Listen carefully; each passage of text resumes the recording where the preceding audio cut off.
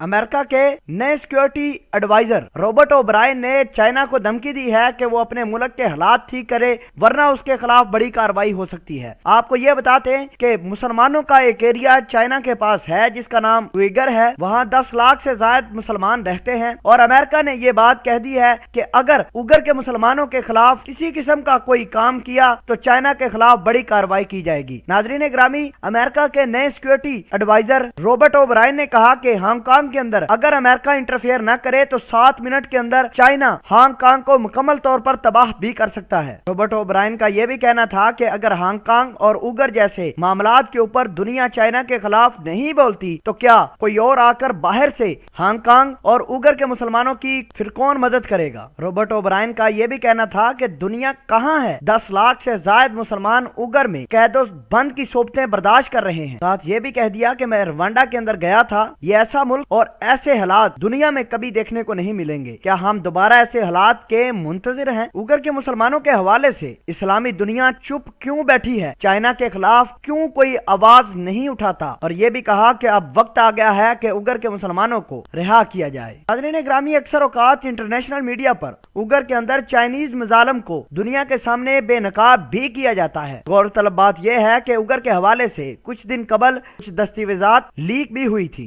इन leak शुदा दस्तावेजात से ये पता चलता है कि उइगर के मुसलमान किस तरीके से अजीरन जिंदगी गुजार रहे हैं। लीक शुदा डॉक्यूमेंट से ये साबित होता है कि चाइना के सदर जी जिनपिंग ने ये कहा था कि किसी भी तरीके से उइगर के मुसलमानों के साथ नरमी न बरती जाए और उनको मजीद टफ टाइम दिया जाए। नाजरीन, अमेरिकी national security adviser Robert O'Brien का मजीद कहना था, चाइना क्यों कश्मीर और दीगर मुद्दों के ऊपर खुलकर बातचीत करता रहता है। हालांकि 10 लाख से ज्यादा मुसलमानों को चाइना ने उइगर के अंदर कैद कर रखा है। इसके साथ साथ हांगकांग के मामले को लेकर चाइना बड़ा ही ज्यादा सीरियस दिखाई देता है, अपनी फौज भी तैनात कर रखी है। और अगर अमेरिका हांगकांग के मामले को सीरियस नहीं लेता, उसके अंदर इंटरफेयर नहीं करता तो चाइना 5 मिनट से 7 मिनट के दौरान हांगकांग का मुकम्मल कंट्रोल हासिल कर लेगा और हांगकांग की आवाम मुंह तकती रह जाएगी। और आपको ये भी बताते चलें कि चाइना और अमेरिका के दरमियान ये टसल काफी लंबी और तूल पकड़ चुकी है। ऐसा लगता है कि अब अमेरिका और चाइना किसी न किसी तरीके से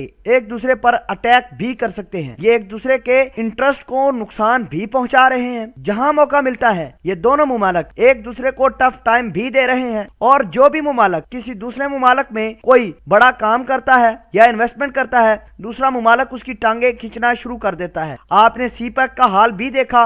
अमेरिका ने अपना तमाम तर चीजें क्लियर की कि वो सीपैक को चलने नहीं देगा और इससे यह साबित होता है कि अमेरिका पाकिस्तान, चाइना और दीगर मुमालिक के खिलाफ किस तरह के प्रोपेगेंडे बना रहा है।